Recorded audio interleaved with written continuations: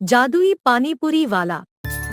एक अनोखे गांव में हमें रामू नाम का एक करिश्माई और चालाक युवक रहता है। वह अपनी साइकिल से स्वादिष्ट पानीपुरी बेचकर अपनी घर चलता है। गांव वालों को उसकी पानीपुरी बहुत पसंद है और रामू की चतुर मार्केटिंग कुशलता उसे काफी लोकप्रिय बनाती है। रामू ने कहा, आओ स्वादिष्ट और जादुई पानीपुरी खाओ, आपकी जीभ को मजा आ जाएगा। रामू भाई, तुम्हारी पानीपुरी है ही इतनी मजेदार, मैं तो रोज खाने आता हूँ। हाँ, सच्ची में यहाँ की पानीपुरी कोई और नहीं बना सकता। जैसे जैसे दिन बीतते हैं, ग्रामीणों का रामू की पानीपुरी से आकर्षण कम होने लगता है। व्यवसाय धीमा हो जाता है और रामू अधिक ग्राहकों को आकर्षित करने के लिए नए विचारों पर विचार करना शुरू कर देता है। रामू पानीपुरी की नई किस्मों के साथ प्रयोग करते हैं, जैसे उन्हें स्वादयुक्त शीतल पेय से भरना और उन्हें अद्वितीय बनाने के लिए दही मिलाना। वह बड़ी चतुराई से गांव की गर्भवती महिलाओं को समझाता है कि दही पानीपुरी खाने से उनके बच्चे पैदा होंगे और ठंडा पेय पानीपुरी उन्हें लड़कियों को जन्म देगा। महिलाएं, आपके लिए खास सरप्राइज। देखो, यह ठंडी कुल्फी पानीपुरी और यह दही वाली पानीपुरी। इन्हें खाने से एक जादुई अनुभव मिलेगा। मेरे खास अनुभव के मुताबिक, यदि आप यह दही पानीपुरी खाती हैं, जब आप गर्भवती होती हैं, तो आपको निश्चित रूप से एक लड़के होगा। और अगर आप यह कुल्फी पानीपुरी खाती हैं, तो आपको एक लड़की होगी। एक महिला ने कहा, क्या सच में ऐसा हो सकता है? आपको जो भी अनुभव हो वह जादुई होता है। और एक महिला ने कहा, मैं तो पहले से ही बेटे की इच्छा रखती थी, अब तो यहाँ से भी खा कर देखती हूँ। चलो आज ही खा लेते हैं और जान लेते हैं बच्चा लड़का होगा या लड़की। बस अब देखिए, मजे की बात है, यह जादू कैसे करता है। गांव की महिलाएं रामू की पानीपुरी का लुत्फ उठाने के लिए बेताब हो जाती हैं। रामू की विशेष पानीपुरी के कारण वे सभी के बीच एक प्रसिद्ध नाम बन जाते हैं, जिन्हें सभी महिला पानीपुरी प्रेमियों के बीच लीजेंड माना जाता है। गांव की महिलाएं रामू के दावों में विश्वास करके दही और कूलरिंग पानीपुरी का आनंद लेने लगती हैं। जल्द ही गांव में रामू के जादुई पानीपुरी की बात से शोर मच जाता है। गांव के बुजुर्ग एक बैठक के लिए इकट्ठा होते हैं, क्योंकि उन्हें रामू की पानीपुरी के प्रति महिलाओं का जुनून नजर आता है। उन्हें संदेह हो जाता है और वे आगे की जांच करने का निर्णय लेते हैं।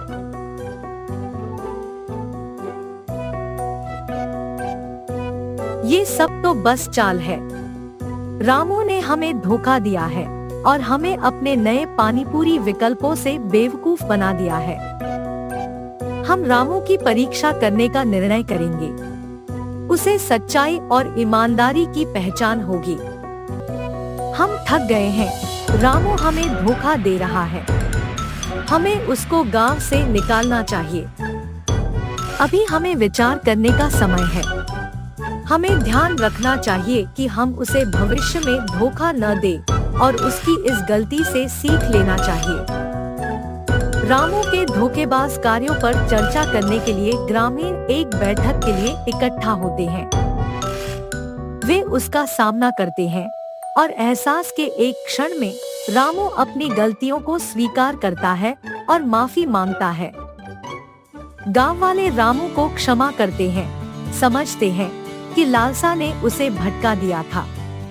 उन्हें उनकी ईमानदारी का सम्मान है और उन्हें अनुमति देते हैं कि वह अब सच्चाई और ईमानदारी के साथ पानीपुरी बेचे। बेलापुर नामक एक सुंदर गांव में विराज और हितेश नामक दो आदमी अगल बगल घरों में रहते थे। विराज उसकी पत्नी गीता के साथ एक छोटे घर में रहता था और उसी घर में पशुओं का पालन करने के कारण उसके पास बहुत सारा दही रह जाता था और इसी कारण वो उसके घर के सामने एक छोटा सा पानी पूरी का दुकान लगा के वहीं पे दही पूरी भी बेचता था। विराज का पड़ोसन हितेश उस गांव में सबसे ज्यादा अमीर था। इसी कारण वो गांव में सबसे बड़े घर में रहता था और कोई काम नहीं करता था।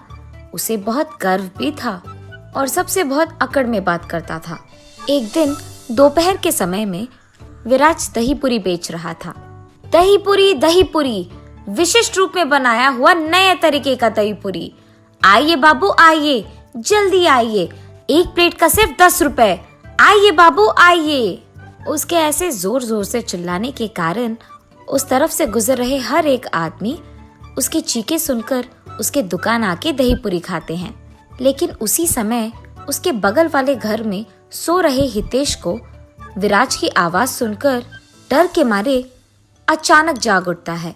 हाँ, इस आदमी की आवाज के वजह से मेरी अच्छी खासी नींद खुल गई।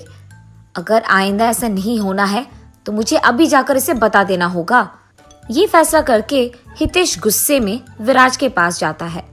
अरे, ये तो सारे गांव में सबसे अमीर है। ये मेरे पास आ रहे हैं तो लगता है कि मेरे पास मौजूद सारे दही पूरी खत्म हो जाएंगे। विराज ऐसे सोचकर खुश होता है जब हितेश उसके दुकान आता है। अरे रे हितेश साहब, बोलिए ना, कितने दही पूरी बनाऊं मैं? विराज, मैं इधर दही पूरी खाने नहीं आया। तुम्हारी ये चीखें मुझे बहुत तंग कर रही है। हर रोज तुम दही पूरी करके चिल्लाकर मेरा चैन खराब कर रहे हो। तुम्हें पता है कि मैं किसी भी चीज का काबिल हूँ। अगर अगली बार ये चीखें मैंने सुना तो तुम्हारा घर और ये दुकान यहाँ नहीं रहेगा, समझे? साहब, मेरे चिल्लाने के कारण ही जा रहे लोग, आजू बाजू के लोग सारे यहाँ आके खा रहे हैं, वरना उनको पता भी नहीं चलेगा कि मैं दही पूरी बेच भी रहा हूँ। अगर नहीं चिल्लाऊंगा तो धंधा कैसे चलेगा साहब? इसलिए मुझे माफ कीजिए, पर मैं ऐसे नहीं कर पाऊंगा। तो फिर तुम एक काम करो, तुम्हारा ये घर मुझे दे दो, यानी तुम इसे मेरे नाम पे कर दो। मैं तुम्हें यहाँ से बहुत दूर एक बड़ा घर दूंगा, वहाँ तुम यही दुकान चला सकते हो। मुझे माफ कीजिए साहब, ये घर दिखने में छोटा ही क्यों ना हो, ये मेरे पापा का है। सालों से ये हमें जायदाद में मिल रहा है। इसे छोड़कर मैं नहीं जा पाऊंगा। आपके इन दोनों कामों को मैं नहीं कर पाऊंगा, मुझे माफ कीजिए। और वैसे भी यहाँ के और कोई पड़ोसी अब तक मुझे ये नहीं बोले कि मेरी चीखें उन्हें तंग कर रहे हैं। सिर्फ आप ही ऐसे कह रहे हो। मतलब तुम मुझे सवाल कर रहे हो? तुम्हारी इतनी जुर्रत? मुझे ना करने के लिए और मुझे सवाल करने के लिए तुम भुगतोगे। देख लेना, मैं ऐसा कुछ करूंगा कि तुम खुद यहाँ से तुम्हारा दुकान खाली करके चले जाओगे। ये कह के हितेश वहाँ से गुस्से में निकल जाता है। अपने आप उसे भगाना होगा, पर कैसे जाएगा? क्या करूं? हाँ, ये सही है। मैं उसके दुकान के एकदम आगे एक और बड़ा दुकान लगाऊंगा। उसमें मैं एक ऐसे आदमी को लगाऊंगा जो दही पूरी विराट से भी अच्छा बनाए, और वो दही पूरी विराट से भी कम दाम में बेचेगा। ऐसे विराट को छोड़कर सारे लोग मेरे ही दुकान आएंगे। इसी कारण विराट दुकान छोड़कर चले जाएगा। ये फैसला करके वो दूसरे ही दिन विराज के दुकान के ठीक सामने एक बड़ा सा दुकान लगाता है। उसमें एक बहुत अच्छा दही पूरी बनाने वाला और वहाँ के ग्राहकों को बैठने के लिए कुर्सियों की इंतजाम भी करता है, और उस दही पूरी का दाम भी विराज से कम ही होता है। विराज की दुकान से कम दाम होने के कारण उस गांव के सारे लोग दही पूरी खाने के लिए हितेश के दुकान ही जाते हैं और विराज के दुकान को जाना बंद कर देते हैं। ये देख हितेश खुशी से पगला जाता है। ऐसे कुछ दिन बीत जाते हैं। एक दिन विराज देखते ही रहता है कि सारे ग्राहक उसके दुकान आए बिना हितेश के दुकान ही जाते रहते हैं। हितेश ने सिर्फ जीतने के लिए ये सब किया है। मेरे दुकान के ठीक सामने उसका एक बड़ा दुकान लगाकर उसमें एक बावर्ची लगाकर कुर्सियां लगाकर दाम को कम करके दही पूरी बेच रहा है, ताकि सारे ग्राहक सिर्फ उसके दुकान जाए और मेरे यहाँ नहीं आए। ऐसे ही करने दूंगा उसे तो वो जीत जाएगा। मुझे कुछ तो भी करके अपने और ग्राहकों को बढ़ाना होगा, मगर कैसे? अरे हाँ, हितेश की दुकान सभी इसीलिए जा रहे हैं क्योंकि उसके यहाँ दही पूरी का दाम कम है। अगर मैं उसके दाम से भी कम करूँगा तो सारे ग्राहक मेरे ही पास आ जाएंगे वापस। हाँ, ये अच्छा विचार है। ये फैसला करके वो अगले दिन से हितेश के दुकान से कम दाम में दही पूरी बेचने लगता है। ये बात सुनते ही गांव के सारे लोग विराज की दुकान जाना वापस शुरू कर देते हैं और हितेश के दुकान जाना बंद। ये बात सुनते ही हितेश क्रोधित हो जाता है और गुस्से में ये फैसला लेता है कि उसके दुकान में दही पूरी वो सबको मुफ्त में दे देगा। जैसे ही गांव वासियों को पता चलता है कि हितेश के दुकान में सारे दही पूरी मुफ्त के हैं तो सारे वही चले जाते हैं। इतना कि हितेश का दुकान भीड़ित हो जाता है और विराज के दुकान कोई नहीं जाता है। हितेश तो अमीर है और अमीर होने के कारण उसको उसके दुकान में मुफ्त दही पूरी देने से कोई फर्क नहीं पड़ेगा, लेकिन मैं तो ऐसे नहीं कर पाऊंगा ना। मैं जितने भी दही पूरी बनाऊं मेरे दुकान कोई नहीं आएगा क्योंकि हितेश के दुकान में सब कुछ मुफ्त है। अब तो मेरा व्यापार चलना नामुमकिन है, लेकिन मुझे दही पूरी बनाने के अलावा और कुछ नहीं आता। मैं क्या करूं? इस मुसीबत का हल कैसे ढूंढूं? मैं क्यों डरूं? मैं कुछ गलत नहीं कर रहा हूं। मैं भी देखूं तो सही कि ऐसे मुफ्त में कितने दिन कितने दही पूरी दे देगा। एक ना एक दिन उसके दुकान में दही पूरी खत्म हो जाने के कारण तो कोई ना कोई मेरे दुकान आ ही जाएगा। इसलिए मैं दही पूरी बेचना बंद नहीं करूंगा। हर रोज मैं अपना दुकान खुला ही रखूंगा। एक ना एक दिन तो लोग आएंगे ही। तब से वो ठान के हर रोज कम मात्रा में दही पूरी बनाने लगता है। ऐसे कुछ दिन बीत जाते हैं। इस दुकान का मालिक एक बहुत अमीर आदमी होने के कारण वो सबको मुफ्त में खिला रहा है और ये सब वो उसके पड़ोसी को हराने के लिए कर रहा है। लेकिन मुफ्त में खाना देने के कारण यहाँ बहुत भीड़ित रह रहा है। बहुत सारे लोग आ रहे हैं। ऐसे ही चलता रहा तो एक ना एक दिन उसका सारा जायदाद, सारे पैसे सिर्फ सबको मुफ्त दही पूरी देने में खत्म हो जाएंगे और उसे पता भी नहीं चलेगा। और इतना ही नहीं, रात के समय में तो मालिक दुकान में रहता ही नहीं है, तो उसे पता भी नहीं चलेगा कि मैं कितनी दही पूरी को बेच रहा हूँ। तो मैं आज से एक काम करूँगा, इसको यही कहूँगा कि मुझे सामग्री लेने के लिए पैसे चाहिए। मैं कम मात्रा में सामग्री लेकर बाकी पैसों को अपने पास रख लूँगा। यही अच्छा वक्त है, उसे पता भी नहीं चलेगा। इसी बहाने मैं कम से कम पैसों का बचत करूँगा। उसके विचार के मुताबिक ही वो अगले दिन से हितेश को झूठ बोलता था और सामग्री के लिए ज्यादा पैसे लेता था। वो कम पैसों में सामग्री खरीदकर बाकी पैसे उसके पास रख लेता था। ऐसे ही चलने के कारण एक दिन कम मात्रा में सामग्री लाने के कारण बहुत जल्दी दही पूरी खत्म हो जाते हैं और इसीलिए जो भी हितेश के दुकान आता है बावर्ची यही कहता है कि दही पूरी आज के लिए खत्म हो गए हैं। जब ग्राहकों को ये बात पता चलता है वो निराश होकर हितेश के दुकान से बाहर निकलते हैं और ये सब विराज देखता है। उसे किसी की बातें भी सुनाई देते हैं कि हितेश के दुकान में दही पूरी खत्म हो गया है। इसी मौका को देख विराज एकदम से चिल्लाने लगता है, दही पूरी, ताजा ताजा दही पूरी, आइए बाबू आइए। ठीक तभी विराज की चीखें सुनकर वहां से जा रहे ग्राहक मुड़कर उसके दुकान आके दही पूरी को खरीद के खाते हैं। ये देख विराज बहुत खुश होता है। भगवान करे कि कल भी ग्राहक ऐसे ही मेरे दुकान आके खाए। मन में ऐसे सोचकर विराज उस दिन दुकान बंद करके खुशी खुशी उसके घर जाता है। अगले दिन भी ऐसे ही हितेश के दुकान में वापस पानी पूरी खत्म हो जाने के कारण सभी विराज के दुकान में ही दही पूरी खाने आते हैं। ऐसे ही कुछ दिन बीत जाते हैं। एक दिन विराज सुबह के समय में जब दही पूरी बनाने के काम में व्यस्त था, उसके एकदम सामने वो ये देखता है कि हितेश के दुकान में काम करने वाला बावर्ची उससे बहुत सारे पैसे लेता है। अरे, ये आदमी हितेश से इतने सारे पैसे क्यों ले रहा है? अगर सारे गांव को भी दही पूरी मुफ्त में खिलाना हो तो इतने सारे पैसे तो नहीं लगेंगे। दाल में कुछ तो काला है। ऐसे विराट सोचने ही लगता है कि इतने में हितेश के बावर्ची को वो पैसे लेकर कहीं जाते हुए विराज देखता है।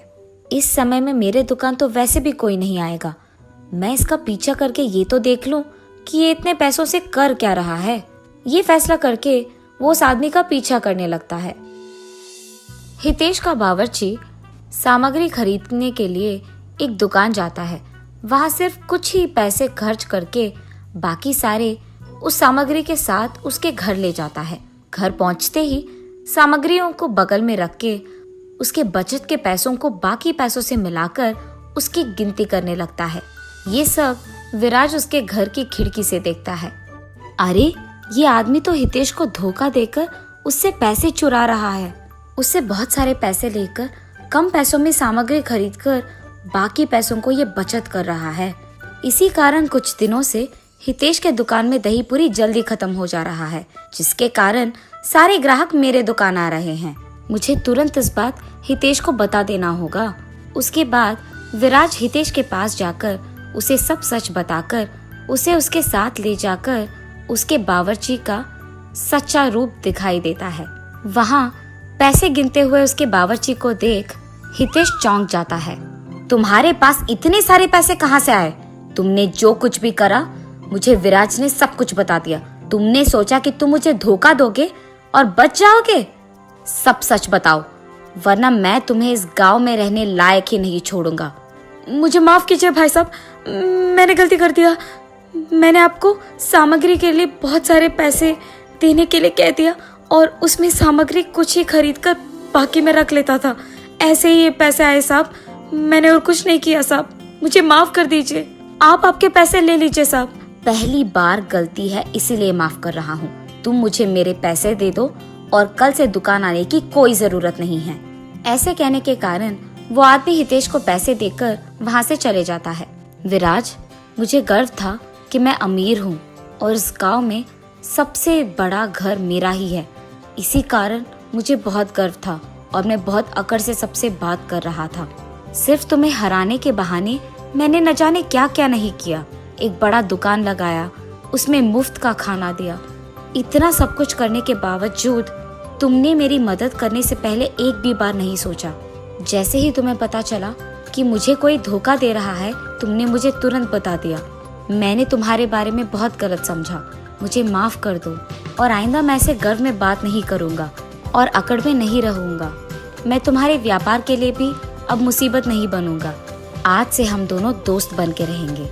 तब से हितेश उसका व्यवहार बदलकर सबसे अच्छे से बात करता है और विराज हमेशा की तरह उसके दुकान को चलाते रहता है।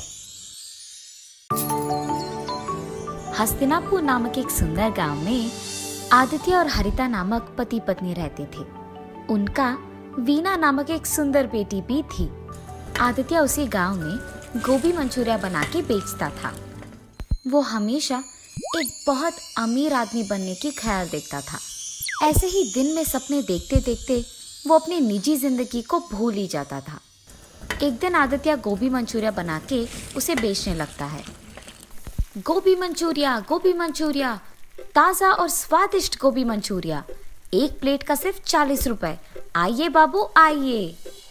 उसकी चीखें सुन और उसके दुकान से आ रहे अच्छी सुगंध को देख सभी उसके पास जाने लगते हैं और वहाँ का गोभी मंचूरिया खा के ऐसे कहते हैं, अरे वाह आदित्य, गोभी मंचूरिया एकदम मस्त है, कमाल है। अरे हाँ आदित्य, ये तो बहुत ही बढ़िया है, तुमने एकदम बढ़िया गोभी मंचूरिया बनाया है। ऐसे ही सारे लोग उसके गोभी मंचूरिया की तारीफ करते हुए खुशी से खाते रहते हैं। यही तो चाहिए मुझे, एक दिन मैं ऐसे ही गोभी मंचूरिया बना कर बहुत ही अमीर बन जाऊंगा और मैं एक बड़ा सा गोभी मंचूरिया बनाने वाला दुकान लगाऊंगा और वहां पे भी मैं नहीं बल्कि मेरे नीचे काम करने वाले वहां गोभी मंचूरिया बनाएंगे। मैं बहुत जल्दी बहुत ही अमीर बन जाऊंगा। वो दिन दूर नहीं है जिस दिन मैं अपना खुद का दुकान चलाऊंगा और मुझे बहुत सारे पैसे मिलेंगे और मैं खुशी से जी पाऊंगा। ऐसे ही वो उसके ख्यालों में खो जाता है। आदित्य, अरे आदित्य, अरे ये क्या हो गया इसको? इतनी बार बुलाने के बावजूद नहीं मुड़ रहा है। हाँ, इसके बारे में ये तो सबको पता है। ये हमेशा उसके ख्यालों में खोया हुआ रहता है। दिन में ही सपने देखता है और निजी जिंदगी भूल ही जाता है। इस गांव में अब तक किसी ने भी इसको मंचूरिया के पैसे नहीं दिए हैं। इतना खोया हुआ रहता है ये। चलो चलो, अब इसको बुलाकर कोई फायदा नहीं है। उस आदमी के ऐसे कहने पर वो दोनों वहां से बिना पैसे दिए चले जाते हैं। आदित्य के इस बर्ताव देख उसकी बीवी बहुत चिंतित होती है। उसको हमेशा इस बात का चिंता रहता है कि ऐसे ही अगर आदित्य अपनी निजी जिंदगी के बारे में भूलकर सपने में ही जीता रहेगा तो उनकी बेटी का पढ़ाई का क्या होगा। और इसी बात को लेकर वो हमेशा दुखी रहती थी। हर रोज अपने बेटी के बारे में और अपने पति के बारे में ऐसा सोच सोच कर चिंतित होने से कोई फायदा नहीं है। मुझे अब खुद ही कुछ करना होगा। मैं देखते देखते अपनी बेटी का जिंदगी खराब नहीं कर सकती। इसीलिए मैं खुद से पैसे कमाऊंगी। कोई भी काम करके मैं पैसे कमाकर अपनी बेटी को पढ़ाऊंगी। अरे हाँ, मेरे पिताजी तो उनके खेत में गोभी उगाते हैं ना। मैं भी उनकी सहायता करूंगी और ऐसे ही मैं पैसे भी कमा सकती हूँ। तो चलो, मैं गोभी उगाकर आए हुए पैसों से अपनी बेटी को पढ़ाऊंगी। और उसके फैसले के मुताबिक ही हरिता उसके पिताजी के खेत में गोभी उगाते हुए उनकी मदद करते हुए आए हुए पैसों से उसकी बेटी को पढ़ाती है। ऐसे बहुत दिन बीत जाते हैं। एक दिन जब आदित्य उसके दुकान में गोभी मंचूरिया बना रहा था तो उसे एक आदमी उसके कार में उसके आगे से निकलते हुए दिख जाता है। उसे देख वो अपने आप में सोचता है, मुझे जल्द से जल्द इस गांव में सबसे अमीर बन जाना होगा और उसके बाद मैं सबसे बड़ा कार खरीदूंगा और ऐसे ही सारा दिन उस गाड़ी में घूमता ही रहूंगा। ऐसे ही ख्यालों में खोए हुए वो दिन में सपना देखने लगता है कि वो उस गाड़ी में बैठा है और पूरा गांव सैर कर रहा है। इतने में वो भूल ही जाता है कि उसने गैस पे गोभी मंचूरिया को लगा दिया और उसे बंद नहीं किया। इस कारण गोभी मंचूरिया कुछ देर बाद जलने लग जाती है और आदित्य को ये बात बिल्कुल पता नहीं चलता है। इतने में एक आदमी आदित्य के पास जाता है और उसे बुलाता है, सुनिए सुनिए भाई साहब। पर आदित्य तो उसे देखता भी नहीं है। अरे ये क्या, मैं इस आदमी को बुला रहा हूँ और ये बिल्कुल नहीं सुन रहा है। मैंने सोचा कि यहाँ आकर मैं इन्हें नौकरी के लिए पूछूंगा, पर ये तो सो ही रहे हैं और जितना भी बुलाऊं उठ ही नहीं रहे हैं। पर यहाँ और कोई भी तो नहीं है, मुझे इन्हें जगाना ही होगा। हेलो भाई साहब, आप सुन रहे हैं? भाई साहब उठिए। उस आदमी के जोर से बुलाने पर आदित्य अचानक उठ जाता है। हाँ, कौन हो तुम? क्या चाहिए तुम्हें? भाई साहब, मैंने वो सोचा कि आपकी दुकान में अगर कोई काम हो तो। कोई भी काम चलेगा, मैं कुछ भी करने के लिए तैयार हूँ। मैं अपने दुकान में काम खुद कर सकता हूँ। अरे यहाँ मैं आराम कर रहा था, अच्छा खासा एक सपने को देख रहा था और तुमने मुझे जगा दिया। चले जाओ यहाँ से, तुम्हारे कारण मेरा अच्छा सपना टूट गया। मैं तुम्हें कोई काम नहीं दूंगा। आदित्य के ऐसे कहने पर वो आदमी बहुत दुखी होता है और चुपचाप वहां से चलने ही लगता है कि इतने में उसे दुकान से जलने की बू आने लगती है। ये जलने की बू कहाँ से आ रही है और लग रहा है कि बहुत भयानक भी है। ये सोचते हुए वो इधर उधर देखने लगता है। इतने में उसको दिख जाता है कि ये बू आदित्य की दुकान से आ रही है और तुरंत वो आदित्य के पास जाकर कहता है, अरे भाई साहब, लगता है कि आपने बहुत मेहनत करके ये गोभी मंचूरिया बनाया है, पर आपने गैस बंद नहीं किया। शायद आप भूल गए होंगे। क्या? मैंने गैस बंद नहीं किया? ये कहते हुए आदित्य उसके गोभी मंचूरिया के पास भाग कर जाता है। उसे बर्बाद होते देख वो बहुत निराश होता है। मैंने इस आदमी पे चिल्लाया है और इसने फिर भी मेरा भला ही चाहा है। लगता है कि ये आदमी बहुत अच्छा है और नेक इंसान है। इसे अगर मैं काम पे लगा लूंगा तो दोबारा जलने से बचाएगा मेरे गोभी मंचूरिया को, और उसके सिवाय अगर मैं कभी अपने ख्यालों में खो भी गया तो ये मुझे संभाल लेगा। यही बेहतर है कि ये मेरे पास काम करे। सुनो, तुम्हारा नाम क्या है? जी किरण। ठीक है किरण, तुम्हें कहीं जाने की जरूरत नहीं है, तुम मेरे यहाँ काम करोगे। कल से आ जाना, मैं मंचूरियन बनाऊंगा और तुम उसे जाकर अपने ग्राहक को दे दोगे, ठीक है? जी साहब, मैं कल से आ जाऊंगा काम पे। उनके फैसले के मुताबिक ही अगले दिन जब किरण काम पे आता है तो आदित्य गोभी मंचूरियन बनाते रहता है और किरण उन्हें ग्राहकों को पहुंचाते रहता है। पर हर रोज की तरह उस दिन भी आदित्य उसके ख्यालों में खोए रहता है और पैसे लेना भूल जाता है। तब किरण सारे ग्राहकों को गोभी मंचूरियन पहुंचा के उनसे पैसे ले लेता है। रात होने के बाद आदित्य वापस निजी जिंदगी में आ जाता है और कहता है, हाँ लगता है रात हो गया, चलो किरण हम सामान लेकर घर चले जाते हैं। जी साहब, और साहब आज के पैसे ये लीजिए। हाँ, मुझे तो पता भी नहीं था कि तुमने ग्राहकों से पैसे लिए हैं और तुम ये बात छुपा भी सकते थे, पर तुमने ऐसा नहीं किया और बहुत ईमानदारी से तुमने मुझे आज के पैसे दिए हैं। मैं हमेशा अपने ख्यालों में खोया रहता हूँ, इसलिए कभी पैसे घर लेके नहीं गया हूँ, पर आज सिर्फ तुम्हारे कारण मैं इन पैसों को घर लेके जाने वाला हूँ। मुझे बहुत खुशी हो रही है, ये लो, इसमें आधा हिस्सा तुम्हारा है। ऐसे कहकर किरण को उसका हिस्सा देकर खुशी खुशी वो पैसे उसके घर लेके जाता है। घर जाते ही, ये लो हरिता, आज के पैसे। क्या आप पैसे लेकर आए? मैंने तो सोचा ये दिन कभी नहीं आएगा जी, मुझे आज बहुत खुशी हो रही है। हरिता के ऐसे कहने पर आदित्य उसे किरण के बारे में सब कुछ बताता है। भगवान का लाख लाख शुक्र है कि आपको काम में मदद करने के लिए एक ईमानदार और नेक इंसान मिल गया। चाहे कुछ भी हो जाए उसे काम से कभी ना निकालिए जी, ठीक है? हाँ हरिता, कभी नहीं निकालूंगा। ऐसे ही कुछ दिन बीत जाते हैं। एक दिन काम खत्म हो जाने के बाद जब आदित्य पैसे लेकर घर लौटता है, वहाँ हरिता को दुखी देख, अरे क्या हुआ हरिता, तुम इतनी दुखी क्यों हो? मैंने अपने पिताजी के साथ उनके खेत में गोभी उगाया था जी, पर अब मार्केट में गोभी का दाम गिर गया है।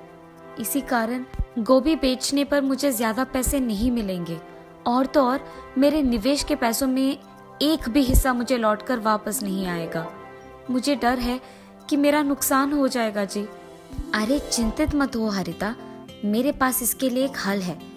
मैं वैसे गोभी का ही मंचूरियन बनाता हूँ ना, तो तुम्हारे उगाए हुए गोभी को लेकर अगर मैं मंचूरियन बना के बेचूंगा तो उससे ज्यादा पैसे कमा पाऊंगा। ऐसे तुम्हारा नुकसान भी नहीं होगा और हमारा भी दुकान अच्छा ही चलेगा। ठीक है जी, मुझे भी लगता है कि ये काम करेगा। गोभी सारे खेत में इकट्ठे किए हैं मैंने, आप वहां से उसे ले लीजिए। हरिता के ऐसे कहने पर वो उसके फैसले के मुताबिक ही खेत में जाकर गोभी लेकर उसे मंचूरियन बनाता है और बेचता है। कुछ दिन बीत जाने के बाद जब वो आए हुए पैसों का गिनती करता है तो बहुत सारे पैसे मिलते हैं और वो लाभ में होते हैं। वो खुशी खुशी उसके बीवी के पास जाकर उसे ये खुशखबरी देता है। क्या आप सच कह रहे हो, हमें लाभ हुआ है? मुझे बहुत खुशी है जी। इसका मतलब तो ये है कि जब भी आप ख्यालों में खोए नहीं रहते हैं तो आपका दिमाग भी बहुत तेज चलता है। मुझे तो लगा कि आप उन ख्यालों से कभी बाहर नहीं आएंगे, पर आज आपको ऐसे देखकर मुझे बहुत खुशी हो रही है। अब से हर साल मैं अपना गोभी उगाकर आपको ही दूंगी और आप ऐसे ही लाभ बनाएंगे। मंजूर है? हाँ हरिता, मंजूर है। उसके बाद आए हुए पैसों में कुछ हिस्सा आदित्य किरण को देता है और बाकी के वो अपने दुकान में निवेश के रूप में लगाता है। आदित्य जल्द ही उसका अपना दुकान लगाकर उसमें किरण के साथ गोभी मंचूरियन बना के उसे बेचने लगता है। स्वादिष्ट गोभी मंचूरियन बनाने के कारण सारे ग्राहक उसके पास ही आते हैं और बहुत ही जल्द आदित्य बहुत अमीर बन जाता है और एक बड़ा सा गाड़ी और घर खरीद के वो उसके ख्यालों को सच में बदल देता है और खुशी से जीने लगता है। किरण, आज मैं अमीर हूँ, मेरे पास गाड़ी है, बंगला है और मैं खुश हूँ। ये सब सिर्फ तुम्हारे कारण हुआ है। अगर तुम मेरे पास भरोसे के साथ काम नहीं करते और ऐसे ईमानदार और नेक नहीं होते तो शायद मैं अपने ख्यालों को सच में कभी नहीं बदल पाता। मैं तुम्हारा एहसान कभी नहीं भूल पाऊंगा। अरे साहब, आप ये क्या कह रहे हो? आपने अगर उस दिन मुझे नौकरी का ये एक मौका नहीं दिया होता तो मैं भी आपके साथ इतना ऊंचा नहीं आता और इतना मेरा जिंदगी नहीं बदल पाता। आज मेरी इस खुशी का कारण आप हैं। मुझे आपको धन्यवाद कहना चाहिए उस एक मौके के लिए। आदित्य को जल्द ही उसके गलती का एहसास होता है। ख्यालों में खोकर निजी जिंदगी को भूलना अच्छा नहीं है। ये जानकर वो तब से दिन में सपने देखना छोड़ देता है। किरण और आदित्य दोनों साथ में काम करते हुए हमेशा की तरह खुश रहते हैं।